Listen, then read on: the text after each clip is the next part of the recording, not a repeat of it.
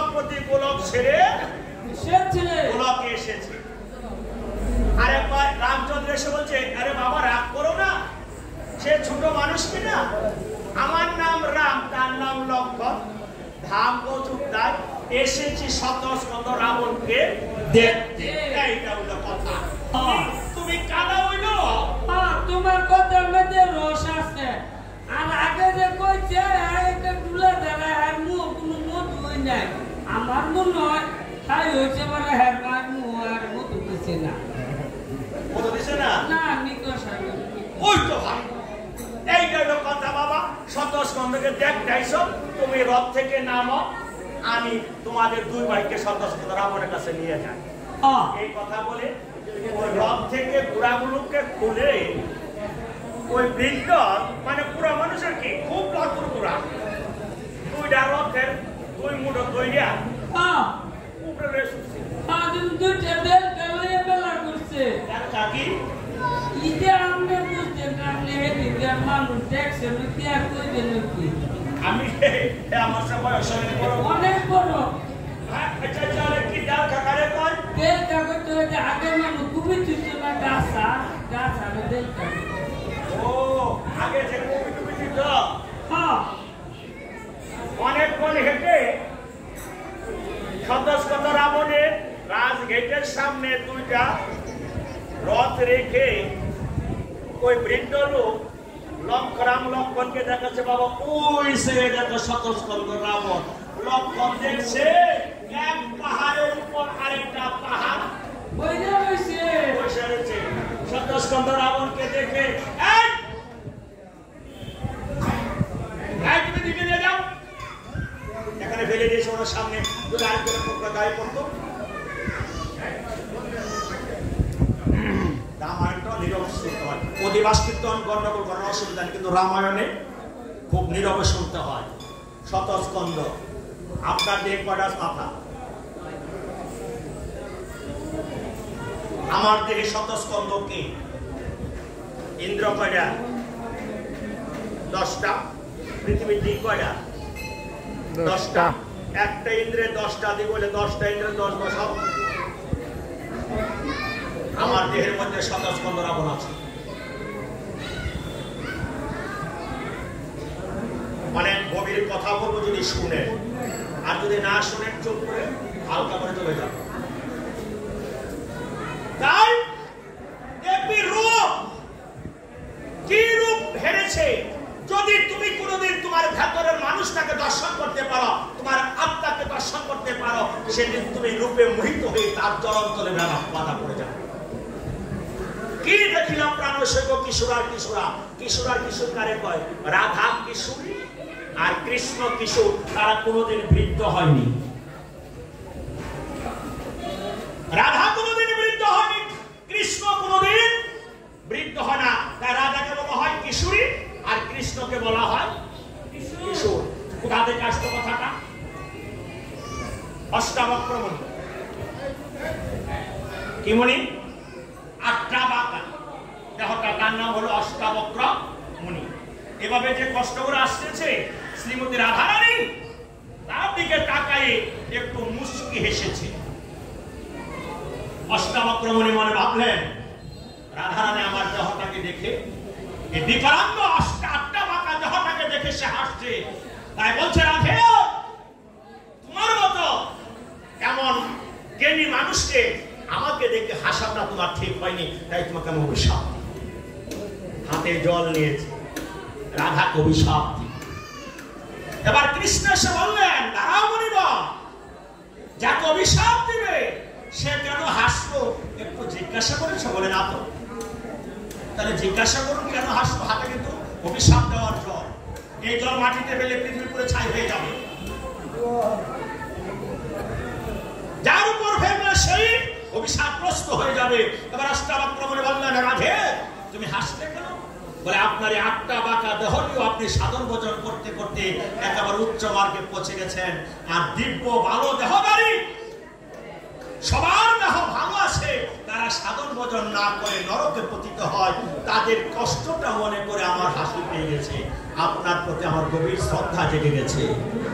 তখন অষ্টাবক্র মুনি বললেন, রাধে হাতে যখন জল নিয়ে নিয়েছি, এই জলটা আমি কোথাও বেরোতে পারলাম না, দিলাম হলে অভিশাপ। আজকে আমি তোমার কাছ থেকে একটা জিনিস কেড়ে নিব, তুমি রাগ করো না। বলে মনে মনে আপনার যা মনে চায়। রাধা কৃষ্ণকে একসাথে দাঁড়িয়ে বললেন, প্রভু তুমি দাঁড়াও পাশে। রাধার পাশে কৃষ্ণ দাঁড়ালো, জল ছিটিয়ে দিয়ে বললেন, অষ্টাবক্রমণী বলে, রাধে আজ থেকে তুমি যতটুকু আছো অতটুকুই তোমার লীলাবন্ধ থাকবে। তুমি কোনোদিন বৃদ্ধ হবে না, এই দেহ তোমার আর কোনোদিন বাড়বে না, তুমি চির যৌবন হয়ে কিশোর কিশোর হয়ে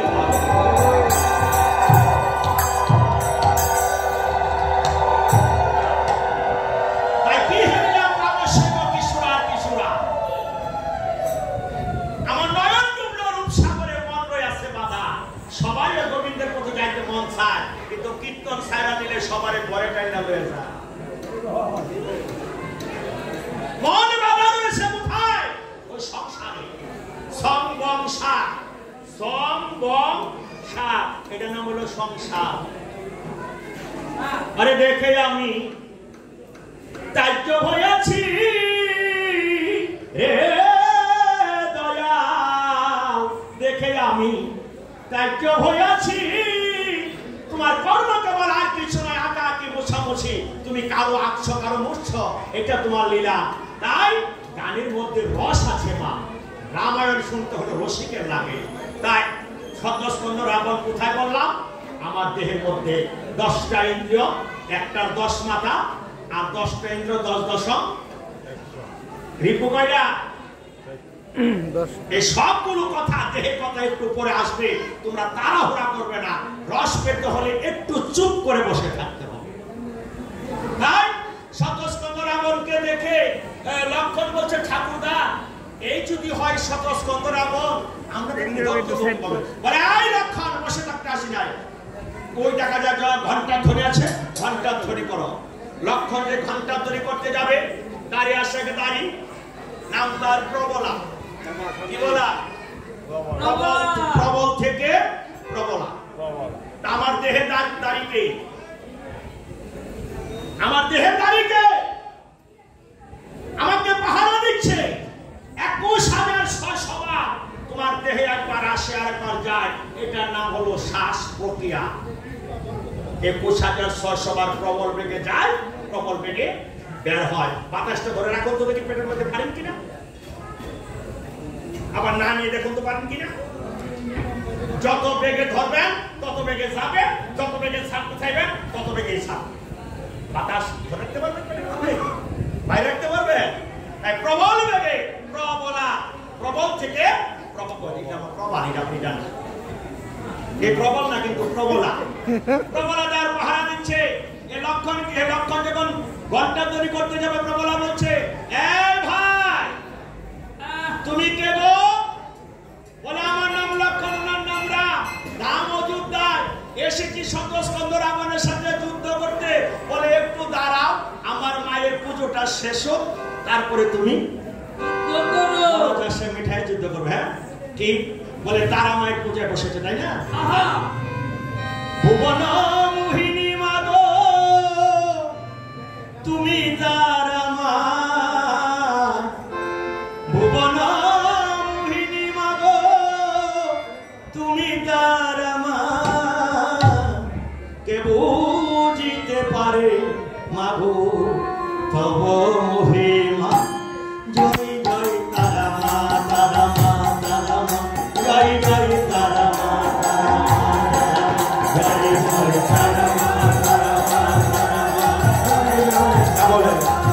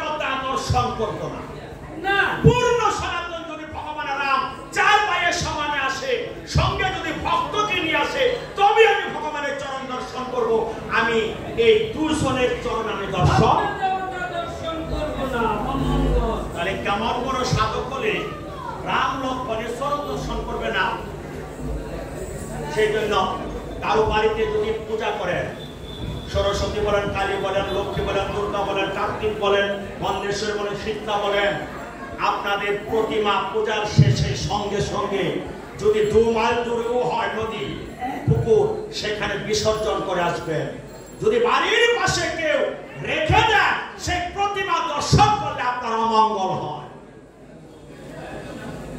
এই জন্য বিসর্জন অত্যাবশ্যক বিসর্জন করা অত্যাবশ্যক সতস্কন্দ রাবণ বলছে প্রভু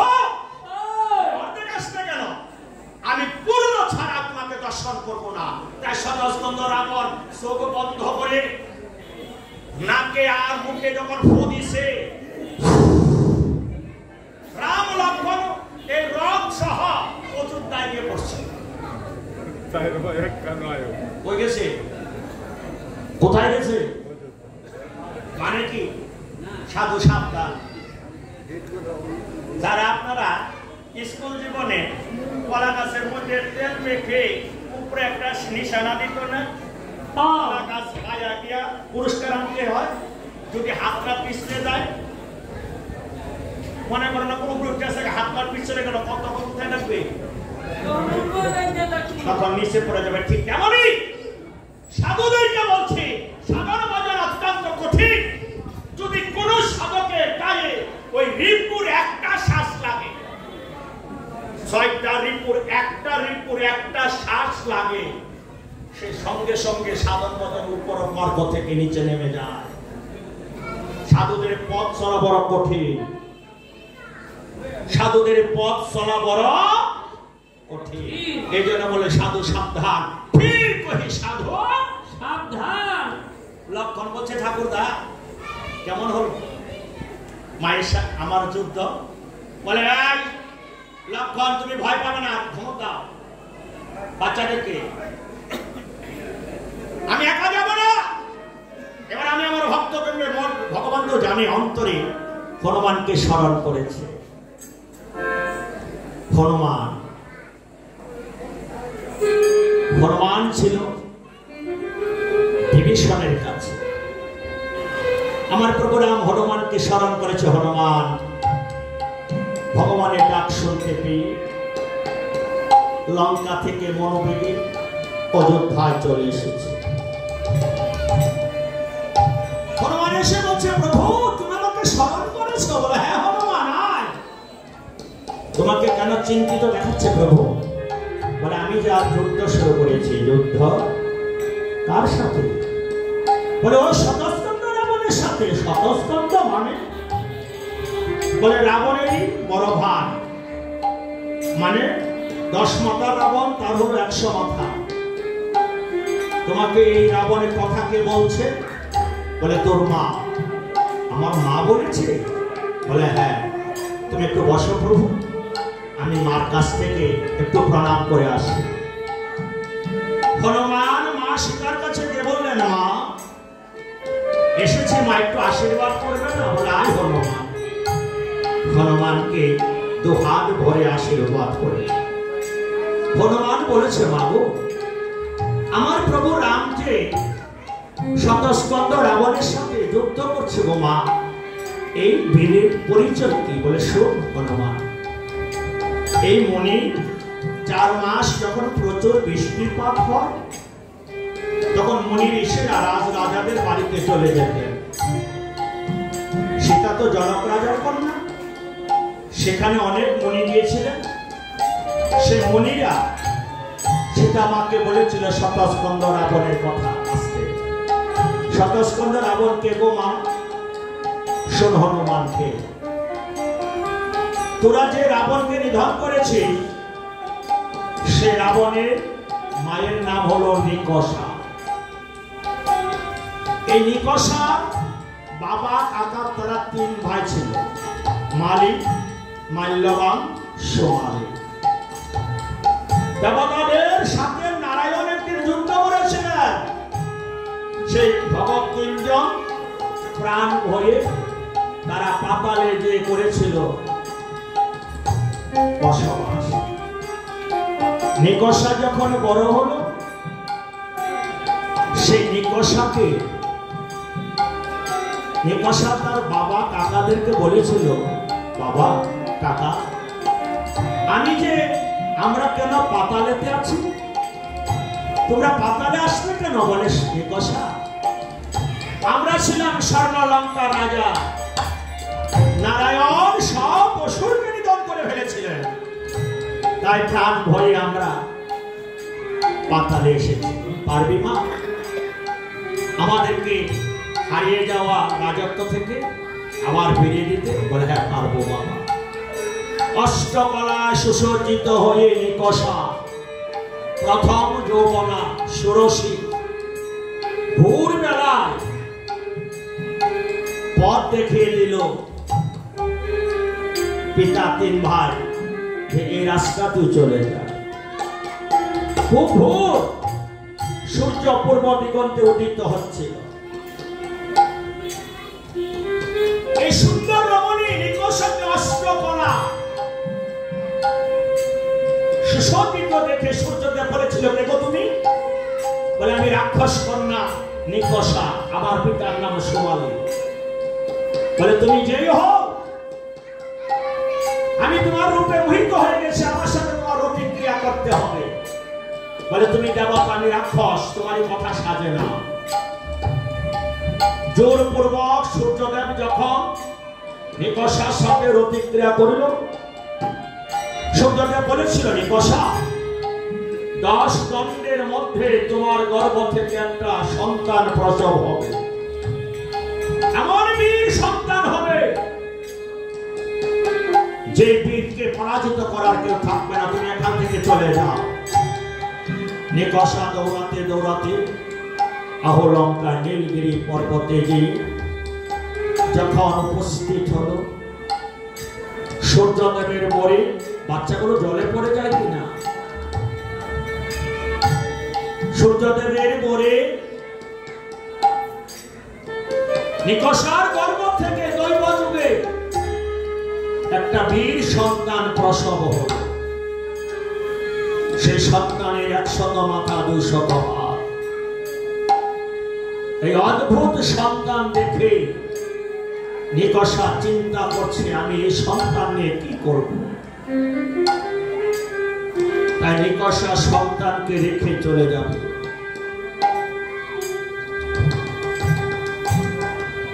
এই সংসারে কোন মা তার সন্তানকে রেখে যেতে পারে না, কিন্তু আপনারা এখানে যারা আছেন অনেকেই মা বাবাকে হারিয়ে ফেলেছে। যদি মা বাবা সন্তানকে ছেড়ে যেতে চায় না, কিন্তু বিধাতার অমুক নিয়মে প্রত্যেকটা মা বাবাকে সন্তান বিদায় দেয়।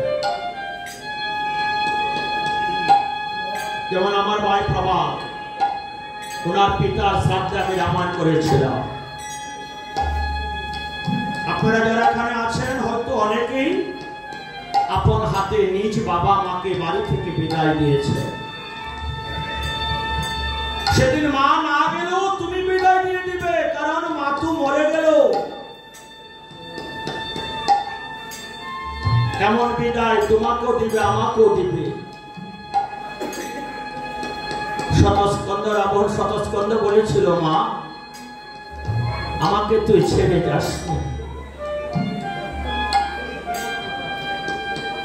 কিন্তু মা সন্তানকে ছেড়ে যায়।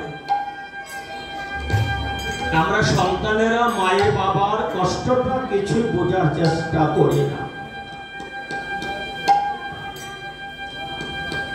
আমিও বাবা, আমারও বাবা আছে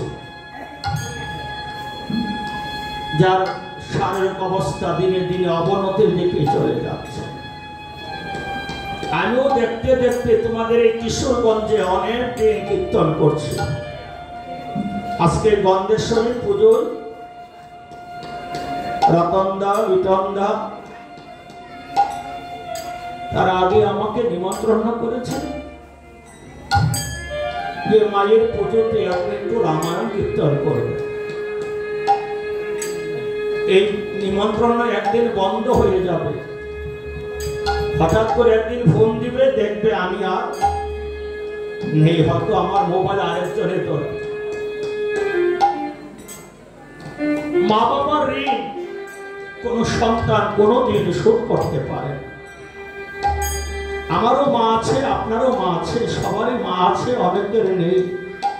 একবার মাকে মনে মনে স্মরণ করে দেখো, মায়ের মতো কেউ আদর করে দিল।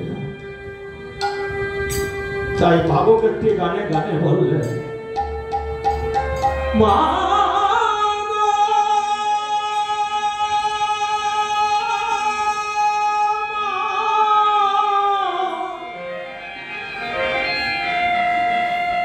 কত অন্যায় করেছি, অপরাধ করেছি, তবু তোমার বুকে পেয়েছি ঠাই। মাগো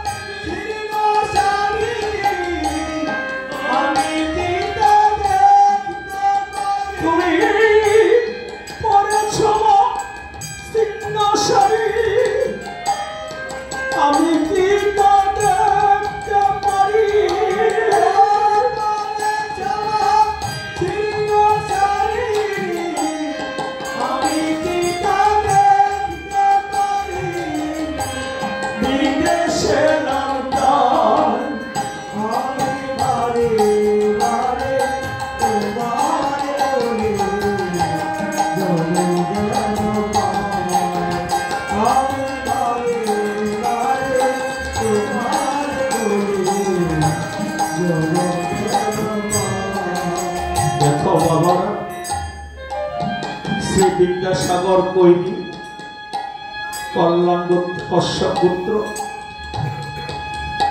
এই সিদ্ধেশ্বরী মন্দিরের আজীবন সদস্য। তিনি স্বয়ং নজরুল ইসলাম মেডিকেল কলেজে চিকিৎসাধীন আছেন। এই সিদ্ধেশ্বরী মায়ের একজন পরম ভক্ত। তিনি অসুস্থ হয়ে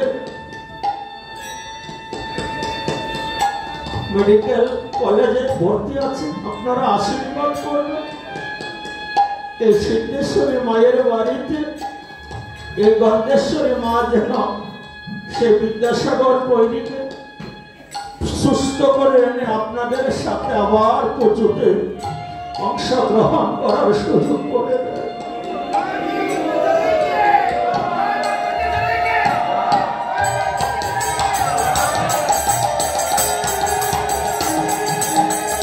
আর যারা এই সিদ্ধেশ্বরী মায়ের পুজো উপলক্ষে আমাকে কীর্তন করার সুযোগ করে দিয়েছ,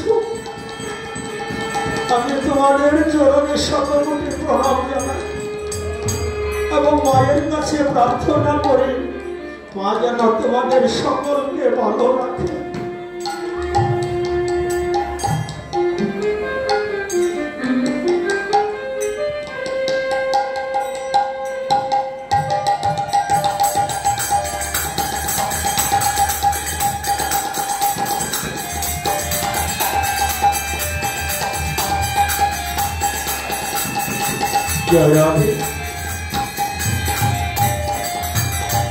যখন নির্বসা শতস্কন্ধকে রেখে চলে যাচ্ছে, শতস্কন্ধ কেঁদে কেঁদে বলছে, মা কোথায় রইলে গো মা, ও মা গো এমন বিপদ সময়ে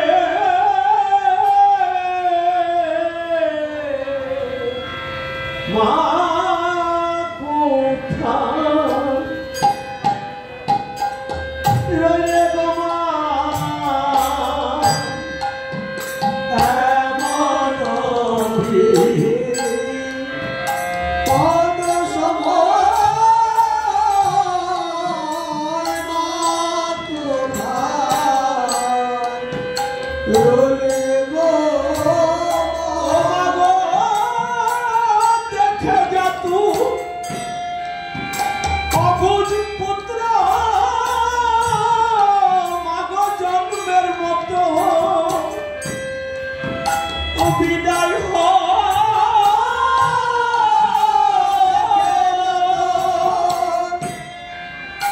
অবুঝ পুত্র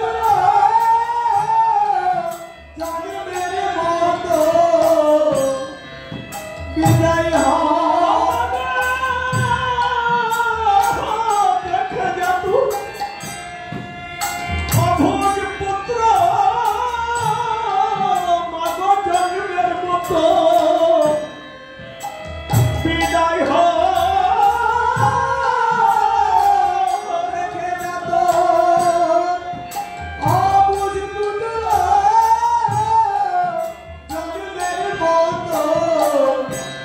বিদায়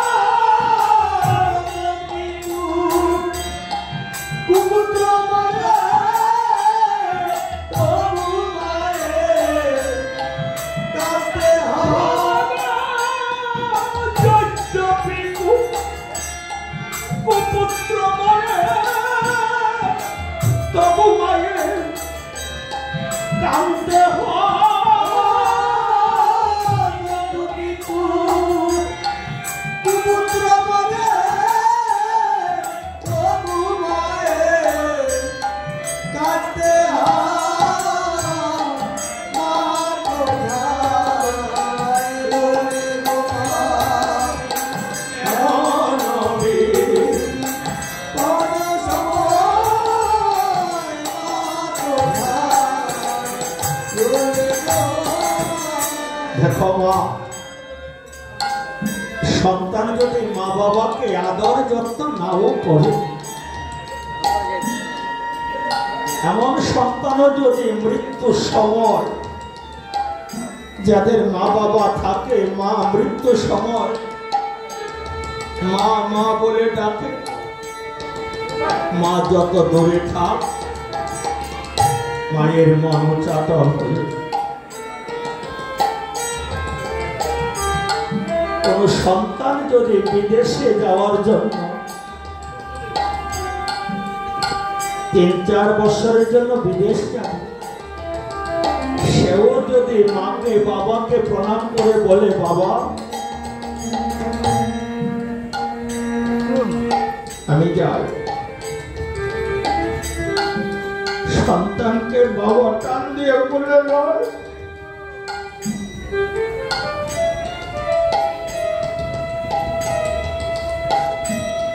সন্তানকে মা কুলে নেয়। কারণ 3-4 বছরের জন্য সন্তানটা বাহিরে চলে যাচ্ছে। আর কোন সন্তান যদি চিরদিনের জন্য মাকে ছেড়ে চলে যায়, সন্তান হারা মা বাবার কি কষ্ট।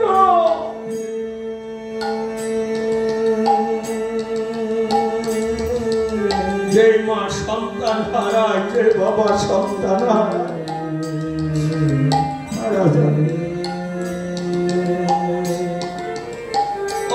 সন্তান বলছে, মা এই মা তুই যদি চলে যাস আমাকে কে আদর করবে? বাবা আমাকে ছেড়ে চলে যাস না।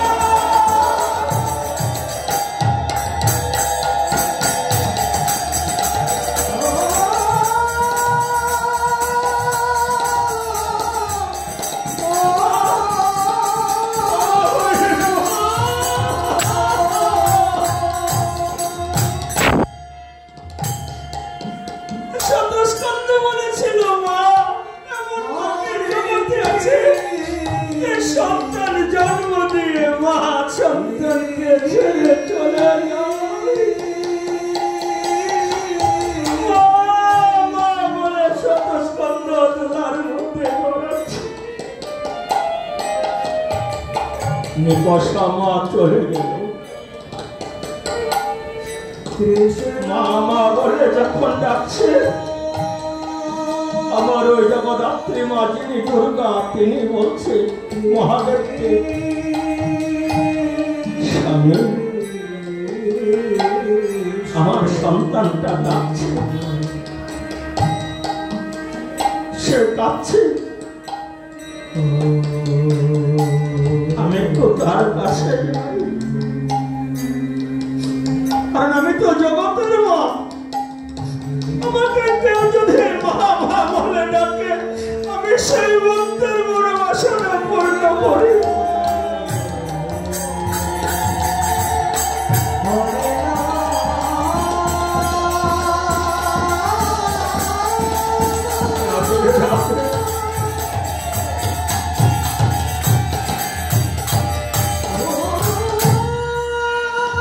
তাই আমি মায়ের কাছে প্রার্থনা করছি, তোমরা কমিটি যারা এই মায়ের পুজো করছো, মা যেন তোমাদের ডাক শুনে, তোমাদের সকলকে যেন মায়ের আশীর্বাদে পুষ্ট রাখে। মহাদেবের কাছ থেকে বিদায় নিয়ে মা দুর্গা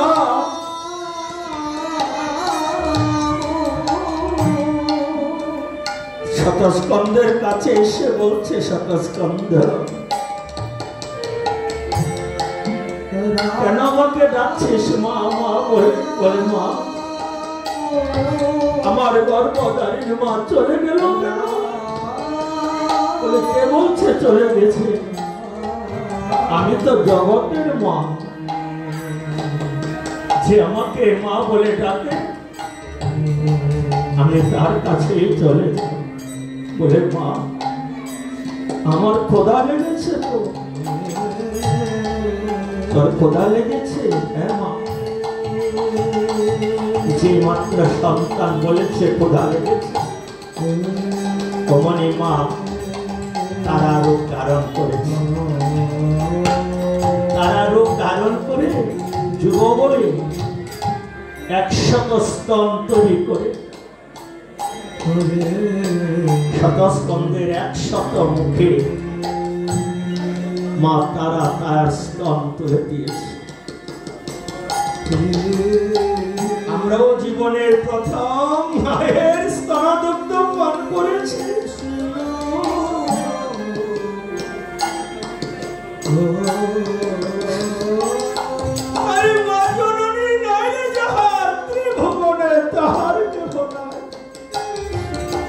শতস্কন্ধ মায়ের কোলে ঘুমিয়ে পড়ছে। মায়ের কোলটি শীতল পেয়ে সে নিশ্চিন্তে ঘুমাচ্ছে। মায়ের কোলে যখন ঘুম ভেঙেছে, তারা মা বলেছিল, শতস্কন্ধ তোর 100 মাথা, তাই তোর নাম হবে শতস্কন্ধ। তোর চিৎকার রৌরবের মতো হয়েছিল, তাই তোর নাম দিলাম শতস্কন্ধ রাবণ। আমি তোর জীবনের খোদা নিবৃত্তি করে দিয়ে গেলাম। আমার স্তনদুগ্ধ তুই পান করেছিস, জীবনে তোর কোনোদিন ক্ষুধা লাগবে না। মা শতস্কন্ধের কানে তারা মন্ত্র দীক্ষা দিয়ে বলেছে, তুই তারা তারা বলে জপ করবি। এই আহ্বানটা নীলগিরি পর্বতে তুই রাজা। যেদিন দেখবি আবার তারা রূপে আমি এসেছি, সেদিন বুঝবি আমি তোকে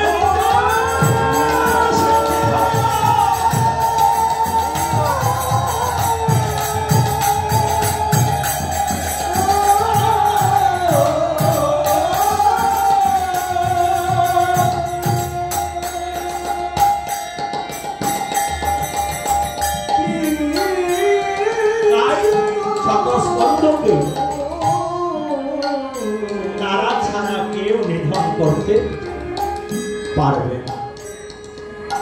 এই কথা শুনে হনুমান বলেছিল সীতাকে, মা যদি তারা ছাড়া শতস্কন্ধকে কেউ নিধন করতে না পারে, তাহলে আমার প্রভু যে শতস্কন্ধের সাথে যুদ্ধ করছে, বলে সেটা তোর প্রভু জানে। এই তত্ত্ব কথাটা জেনে হনুমান না জানার ভান ধরেছে, কারণ অবশ্যই ভগবান কোনো না কোনো পথ বের করবে। তাই শতস্কন্ধর কথা শুনে হনুমান এসে প্রভু রামকে যখন প্রণাম করেছে, বলছে, শোন হনুমান, তুই আমার 3 জন বন্ধুকে নিমন্ত্রণ কর, রাক্ষস, বানর, সুগ্রীব আর আমার গোবর্ধন মিতা। 3 জনকে নিমন্ত্রণ করে নিয়ে আয়, কারণ আমি আমার ভক্তদের সঙ্গে নিয়ে যাব। জয় রাধে। এই শতস্কন্ধ পালায় কীর্তন শুনি 2 জন ভক্ত কিছু অর্থ দান করেছেন। একটি সন্তান, সে হয়তো তার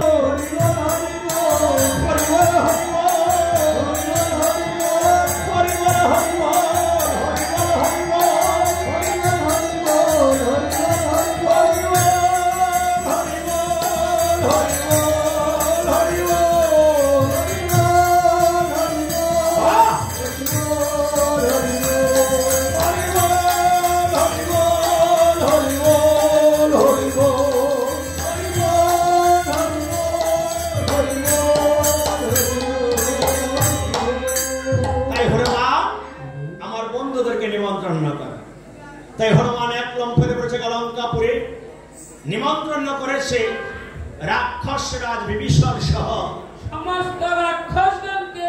1 লম্ফে পড়েছে হনুমান কিষ্কিন্ধানগরে, নিমন্ত্রণ করেছে বানর রাজ সুগ্রীব সহ সমস্ত বানরগণকে। 1 লম্ফে পড়েছে হনুমান সিংহবেরপুরে, যে দেখিবারে পায় চতুর্দিকে রাম নামের ধ্বনি শোনা যায়। একটু অগ্রসর দেখিবারে পায় এক দাঁড়ি বসে তার পাহারা দিচ্ছে। দাড়ির হাতে গুড়, পায়ে গুড়, গলায় গন্ডগোল। কিসের গলায় গন্ডগোল? গলা ভুলে দেখা যায়। আরে মশে গলায় গড়গড়। তাই বলছে, এই দাড়ি, তোমার নামটা কি জানতে পারি? বলে আমার নাম হলো প্রবলা কমিনের মন্ডল। আরে কিসের কমিনের মন্ডল? কপিল মন্ডল। হ্যাঁ কপিল মন্ডল, তোমাদের রাজামশাই কোথায় আছে? তিনি তো অন্তপুরে। তুমি যে বলো এই যে করতাল বাজার, এই হনুমান এই যুদ্ধের নিমন্ত্রণ নিয়ে এসেছে। ও চিনেছি রে, চিনেছি। কি চিনেছেন? শুনেছিস না? হনুমান, হনুমান। ও একটা বর্মীর হনুমান। হ্যাঁ, তাই হনুমানের মুখে, এই দাড়ির মুখে গোবর্ধন এই যুদ্ধের কথা শুনে গোবর্ধন নাচতে আরম্ভ করেছে। যুদ্ধে যাবে, যুদ্ধে, বুঝছো না? ও ভালো নাচে গোবর্ধন, নাকের সুহাগে গোবাদ্য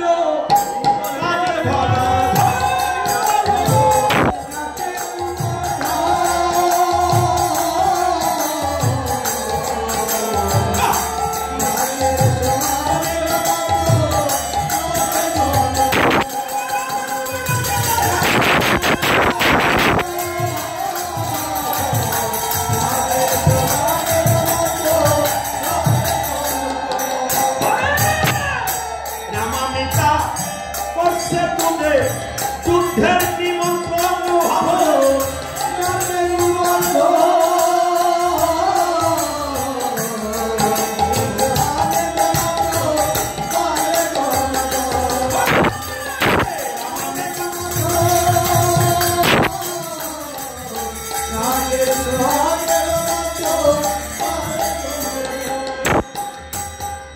যুদ্ধের সংবাদ শুনে সবাই যুদ্ধে যাওয়ার জন্য প্রস্তুত হয়েছে। আপনাদের তো শুধু যুদ্ধ নাই, এবার ইদানিং আবার দেখতেছি লাখাই হবিগঞ্জের দিকে রায়পুরার কিছু বাতাস গেছে। টেরা যুদ্ধ কি কম? হ্যাঁ, এই টেরা যুদ্ধের মধ্যে গোবর্ধনের কাকা ছিল 1 নম্বর। গোবর্ধনের কাকার নাম, তার নাম টুইন্যা। ঘর থেকে বের হয় না কাকায়, ব্যাঙ্গের ডাক শূন্য। ব্যাঙ্গের ডাক শুনলে বলে যুদ্ধে যায় না। যুদ্ধে কাকা খুব এক্সপার্ট। রাধে এখানে ঠাকুরমা নাতিকে দিয়েছো না, নাতি বাবা তাকে গিয়েছে, ঠাকুরমা বাবা তাকে গিয়েছে না। তো নাতির জন্য প্রার্থনা করি, নাতি কৃষ্ণ ভক্ত, তোমারও ভগবান মঙ্গল করো। আরেকজনের 20 টাকা দক্ষিণে দিয়েছে, সবার জন্য প্রার্থনা, সবাই ভালো থাকো।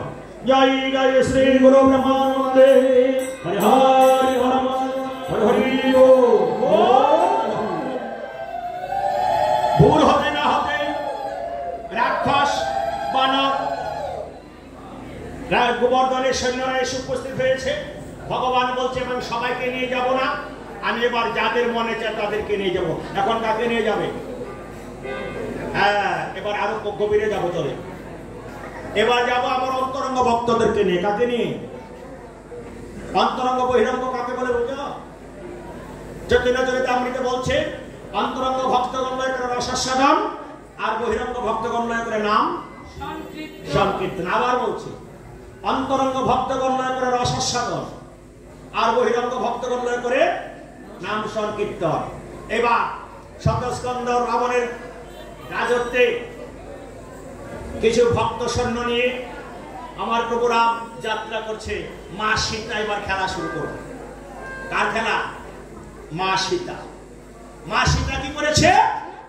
অন্তপুর থেকে দেখছে আমার প্রভু রাম, লক্ষ্মণ, ভরত, শত্রুঘ্ন 4 ভাইকে নিয়ে শিব নদীর উপরে যাচ্ছে। কোন নদী? শিব নদী। এই কথা বুঝবে, আমরা কোন নদীর মধ্যে আছি? আমরা এলাম বব নদী, আর রাম যাচ্ছে শিব নদী। এটা কার বাড়ি? এটা কোন মা? সিদ্ধেশ্বরী বলো, দুর্গা বলো, কার্তিক, জগদ্ধাত্রী বলো, এই তারা বলো, শব্দ একজনই নাকি? স্বামীকে যার নাম হইলো পাগলা, ওই যে আমার মায়ের চরণের নিচে দের করে থাকে ভোলানা। শিব নদীর মধ্যে যখন যাচ্ছে মা দুর্গাকে, কালীকে, সীতা কি করেছে? যে অশ্বগুলো বায়ুবেগে যাচ্ছে তাদের শক্তিগুলো হরণ করে নিল। এবার শক্তি না তাকে উঠতে পারবে? হ্যাঁ, রাম লক্ষণ ভরত শত্রুঘ্ন সহ সবাই শিব নদীর মধ্যে পড়ে হাবুডুবু খাচ্ছে। লক্ষণ এই বিশাল বড় ঢেউ দেখে মা সীতাকে স্মরণ করে বলছে, ওরে বিপদ কালে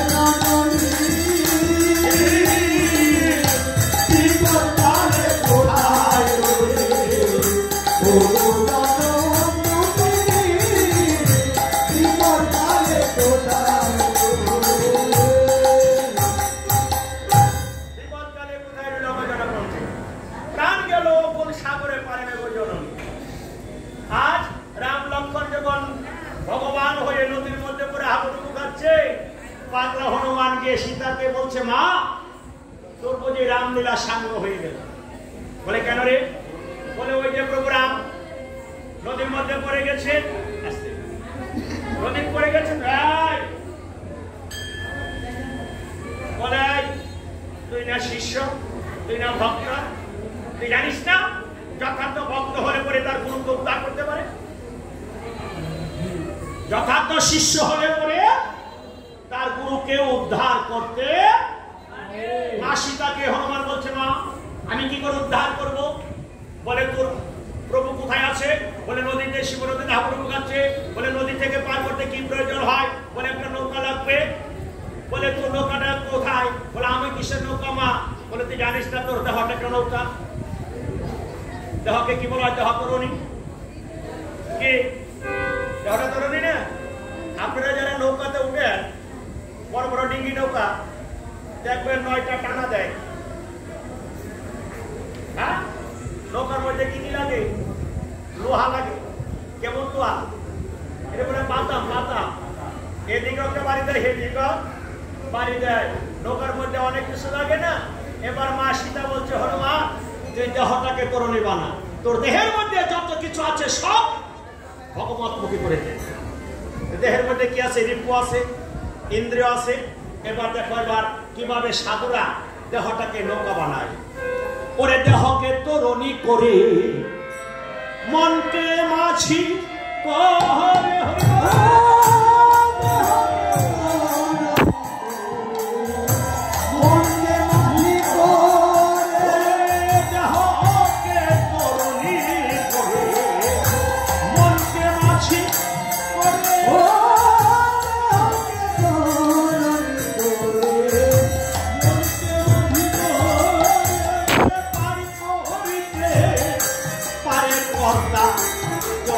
ধীরে ধীরে পার করিতে পারে পার করিতে পারে কর্তা চলছে ধীরে ধীরে পার করিতে পারে কর্তা চলছে ধীরে ধীরে।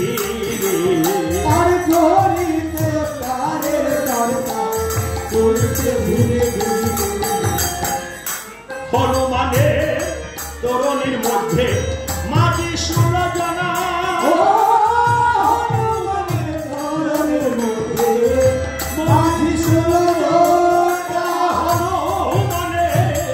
তরুণীর মধ্যে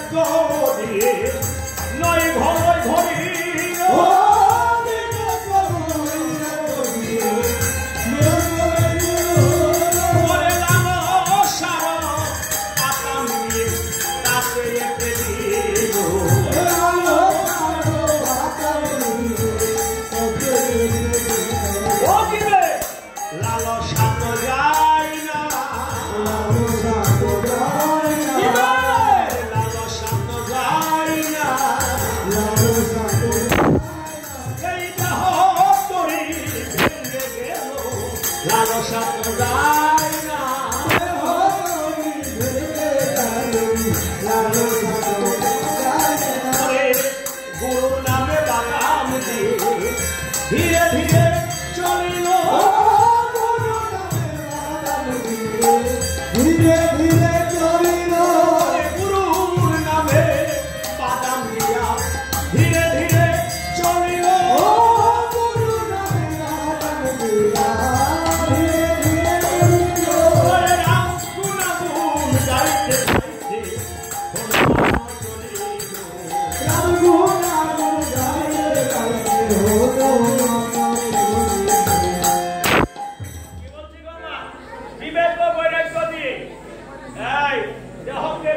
করে মনকে মাছি করে মন যেখানে যায় দেহ ওইখানে যাবে, আর মন যেখানে না যাবে দেহ যাবে না। কি বলছি? বিবেক বৈরাগ্য দিয়ে দুই গোলই করিল। নৌকার দুইটা থাকে, একটা আগা একটা পাশা থাকে না। নৌকার আগা মাথা আছে না, নৌকার আগাকে বলা হয় আগা, ভাষাকে বলা হয় নৌকা। দুইটা বিবেক আর বৈরাগ্য দিয়ে আগা পাশা করিল, নববিধা ভক্তি দিয়া 9টা গোলই করিল। লালসার বাদাম দিয়া তাতে দিল, এই দেহ তরি ভেঙ্গে যায়, জীবের লালসা যায় না।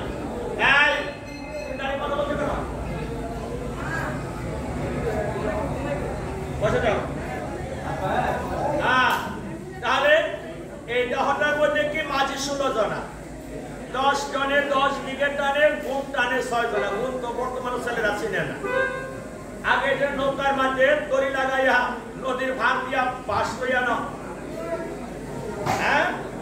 এই দেহটার মধ্যে 10 জনে 10 দিকে টানতেছে, রিপুরা 6 জনে 6 দিকে টানতেছে। সাধন ভোজন করতে তোমাকে দিবে না। কীর্তন শুনতেছেন না? এই কীর্তনের মধ্যে সবার মন কোন সময় বইয়াচ্ছে, কোন সময় সার মো বাড়ি থেকে ঘুমাবো বাইকে সেখানে সারা কারণ আধা ঘন্টা আছে হ্যাঁ এত চঞ্চল হইলে নাম কি মন দিক যেখানে গেলে মনটা হয় স্থির এই জন্য নাম দিছে মন ঠিক এখানে আইসাও বাড়ির কথা চিন্তা করলে কোনো লাভ হবে না যারা আবার ওদিকে পাঠক করছে রাহুল এখানে কীর্তন আমি তো ভাবছিলাম ভক্ত আরো কম হইব বেশি না বেশি কম হয়েছে আবার বইটা গেছে এটা 10 দল এই একটা শহরের এক পাশে হ্যাঁ যাই তোমাদের সকলের জন্য নাম জানাচ্ছি তাই হনুমান নৌকা নিয়ে কিসের নৌকা কোন নৌকা নিয়ে গেল দেহ তরুণী গিয়ে রামের সামনে দিয়া নৌকা বাইতেছে কার সামনে ভগবানের সামনে আজ ভগবান বলছে রে নবী আমাকে পার করে দে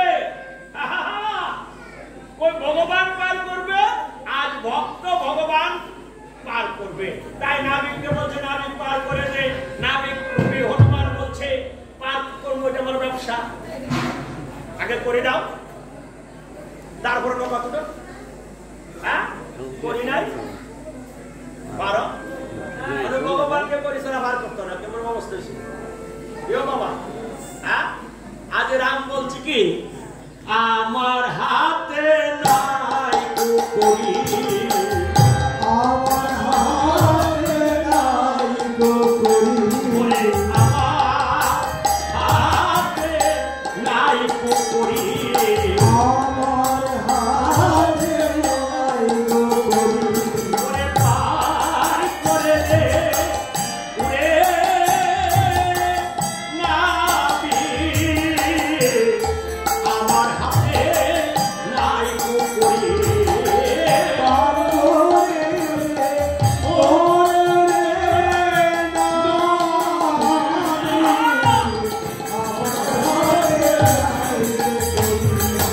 পার করলে পার আসে নবী পার করলে পার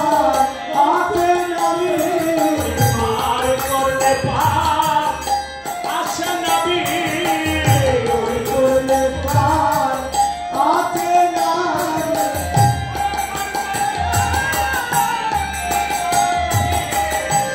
পার করলে পার আসে নবী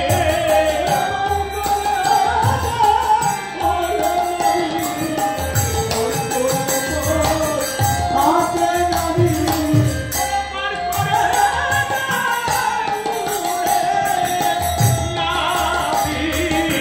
করলে পার আসে নবী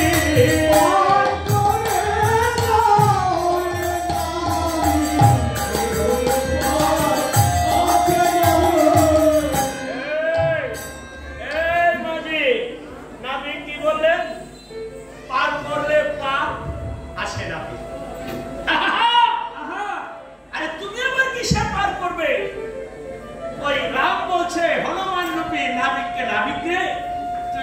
সাধারণ নদীর নাবিক আর আমি হলাম ওই ঘাটের নাবিক যে ঘাটে নাই কুল নাই কিনারা যে ঘাটে একদিন তুই যাবি সেদিন তোর বলতে কেউ থাকবে না রে নাবিক সেই ঘাটে কি ভবনদীর ঘাট তোমরা যারা আজকে দক্ষিণা দিয়েছো ভবসুন্দর পারের বন্ধুর কাছে আমি সেগুলো দিয়ে দিলাম তোমাকে যেন ভগবান সেদিন পার করে দেয় জয় রাধে আজ হনুমান বলছে তুমি ওই দিন ওই ঘাটের মাঝি বলে হেরে নাবি যে ঘাটে কোনো কুল নেই কিনারা নেই যে ঘাটে তোর সাথে কেউ থাকবে না যেদিন তোর বলতে সেদিন কেউ থাকবে না আমি ছাড়া বাবারা আমি অধিবাস কীর্তন করি সারা বাংলায় তোমরা জানো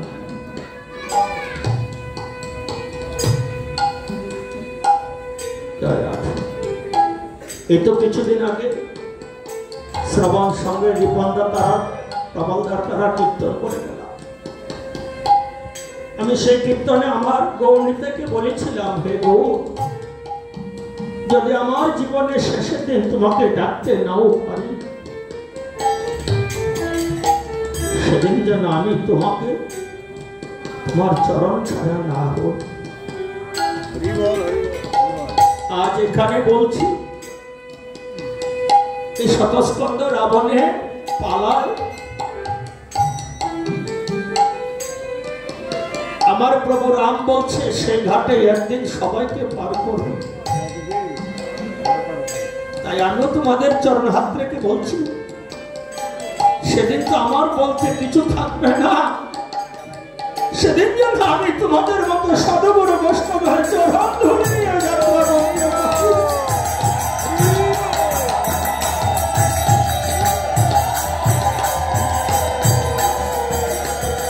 রাম বললেন, ওই আমি একদিন তোরে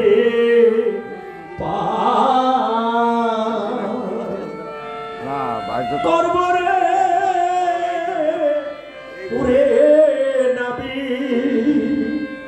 আমি একদিন তোরে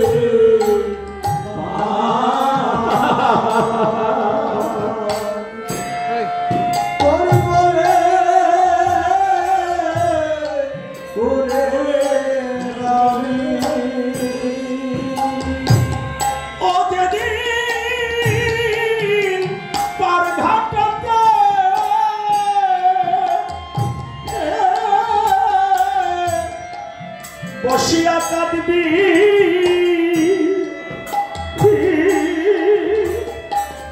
আমি সেদিন তোরে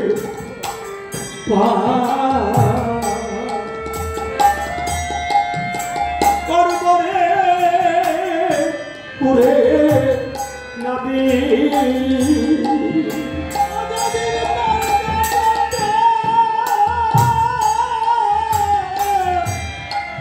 বসিয়া কাঁদবি,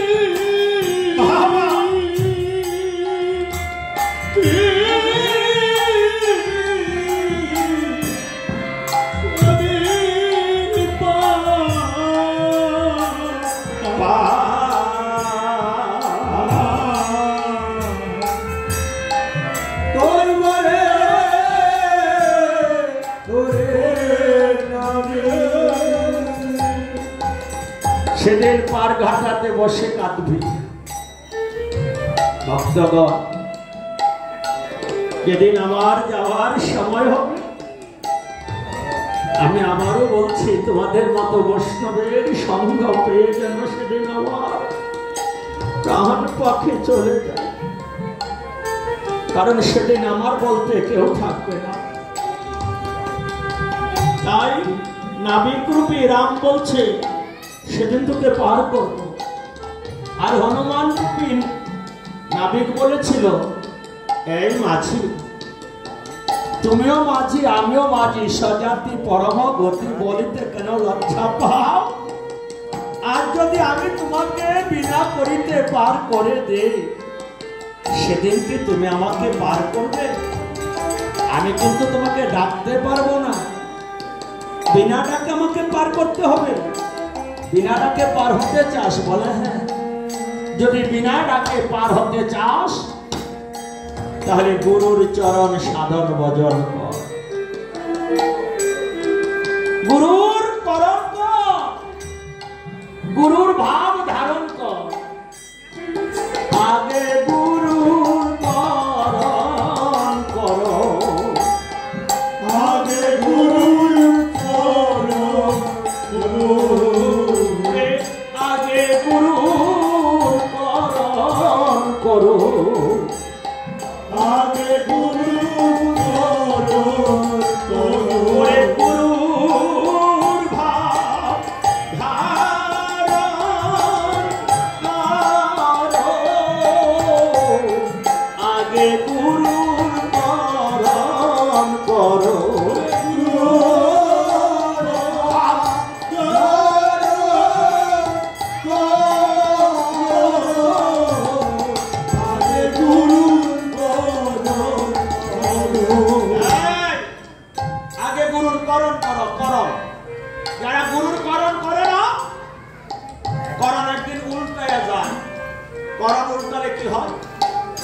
করণ নর, যারা গুরু সাধন ভজন করে না মৃত্যুর পরে তাদেরকে নরকে যেতে হয়।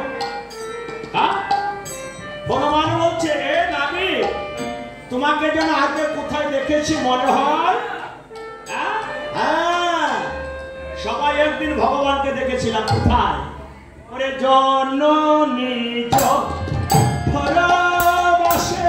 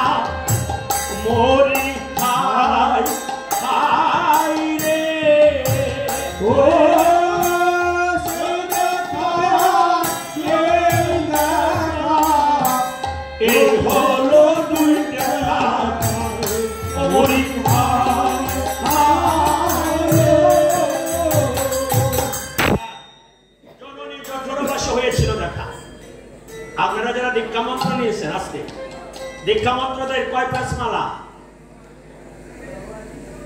যারা কৃষ্ণ মন্ত্র দীক্ষা নিয়েছেন তাদের মালা কয় পেস? 2 পেস। কেন? ওই যে বলা হয় জননী জঠর মাসে, সপ্তম মাসে পঞ্চপ্রাণ বা ষষ্ঠ মাসে পঞ্চাত্মা, যখন আমার মায়ের গর্ভ হয়েছিল তখন অন্ধকারে ভগবানকে ডেকেছিলাম, মায়ের হৃদয়ের মধ্যে বসে সবার কানে দীক্ষা মন্ত্র দিয়েছিল আমার ভগবান। সেই মন্ত্র ভুলে গেলাম, আবার গুরুদেব আবার দীক্ষা দিল কানে। একবার পেলাম মায়ের গর্ভে, আর একবার পেলাম গুরু কাছে। তাহলে মন্ত্র কবার পেলাম? কবার পেলাম? এই জন্য যারা দীক্ষাধারী তারা 2 পেস মালা অবশ্যই নিবে। জননী যথোরবাস হয়েছিল দেখা, এই দেখার সে দেখাই হলো 2 দেখা। তাই আমার প্রভুরাম বললেন নাবিক রে আমাকে পার করে দে। তাই হনুমানের দেহের মধ্যে প্রভু রাম লক্ষ্মণ ভরত শত্রুঘ্ন 4 জনকে তুলে নদীর উপরে নিয়েছে, সমস্ত সৈন্যদেরকে পার করে দিল। ভক্ত ভগবানের সমস্ত কার্য হলো। আবার হনুমান সেই পার করে নিজ রূপ ধারণ করে ভগবানের চরণে প্রণাম করেছে। ভক্ত ভগবানের মিলন হয়ে গেল। জয় জগন্নাথ কৃষ্ণ ভগবান।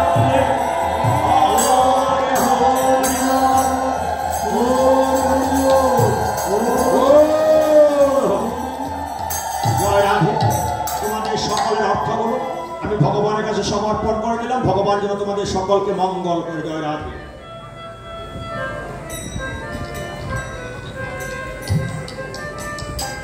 সমস্ত সৈন্যদেরকে নিয়ে প্রভু রাম এখন তার চিনার বাকি নাই, অহলঙ্কা নীলগিরি পর্বতে যে আবার যুদ্ধের লঙ্কার করছে।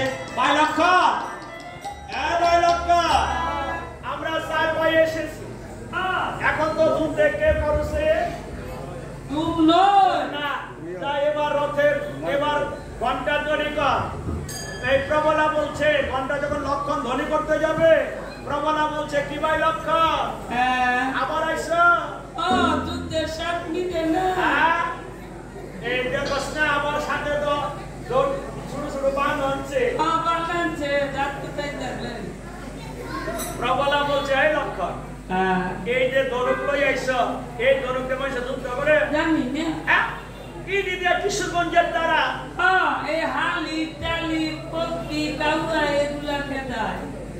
রাম লক্ষণের দরুক দিয়ে বলে এইগুলো খেদায়, বুঝলি? তাহলে পিঠটা কেমন? প্রবলা এখনো ঘন্টা ধ্বনি করতে দেয়। রাম বলছে ভাই লক্ষণ বসে বসে থাকতে আসি নাই, সমানে বানাঘাত কর, শুরু কর। 4 ভাই তখন বান মারতেছে। প্রবলা এই সাতাশ কন্দ বলতেছে প্রবলা রে আজকাল তোমার পিঁপড়াটা বেশি কামড়াতেছে। কয় কিসের পিঁপড়া কামড়াবে মহারাজ? তাহলে ওই যে তারা 4 ভাই রাম লক্ষণ ভরত শত্রুঘ্ন সঙ্গে সৈন্যগণ নিয়ে আসছে, প্রভুদাকে ধমক দিয়ে সপ্তস্কন্ধ বলছে, এই দুষ্ট কথাটা কিসের রে? এই আমার কাপড় পুষে পানছেন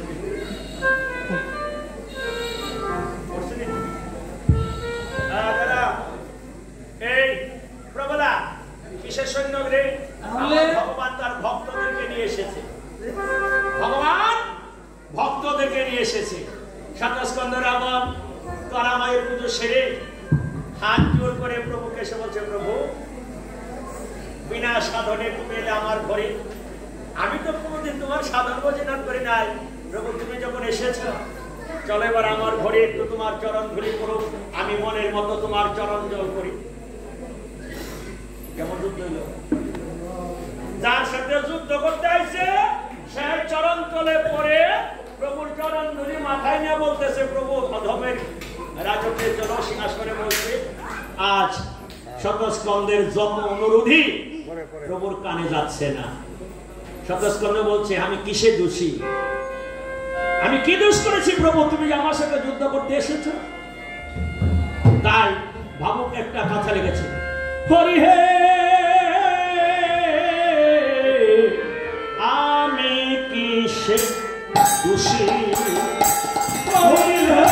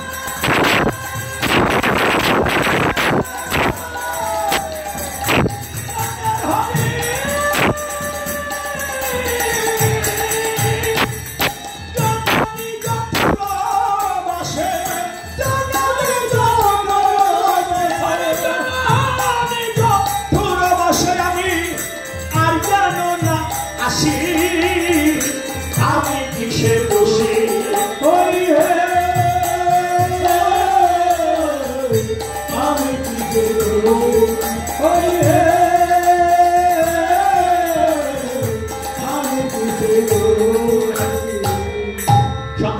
বলছে হরি আমি কিসে খুশি?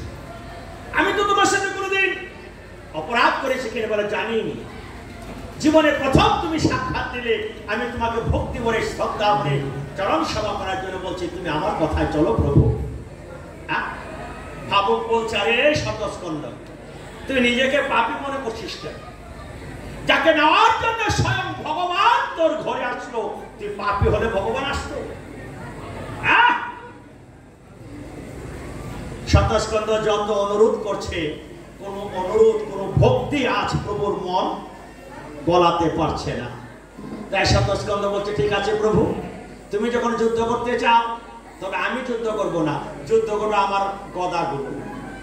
200 হাতে 100 গদা হাতে নিয়ে বলছে গদারা আজকে আমি যুদ্ধ করব না, যুদ্ধ করবে তোরা। গদায় গদায় যখন আঘাত করলো ঘর্ষণ করিল স্বর্গমর্ত পাতাল তোমার অন্ধকার হয়ে গেল। গদায় গদায় যখন ঘর্ষণ বাড়াতে লাগিল স্বর্গমর্ত পাতাল তালি পারে তালারকে পাতালিতে স্তব্ধ হয়ে গেল। সমস্ত এই সেনা সৈন্য সহ রাম লক্ষণ ভরত শত্রুঘ্ন অসৈতন্য হইয়া পড়ছে গদার আওয়াজে। যুদ্ধ কেমন হইল?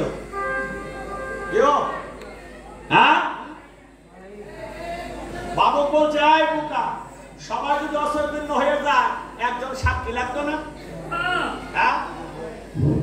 সাক্ষী লোকে ওই পাগলা ভগবান পুত্র হনুমান। হনুমান রাম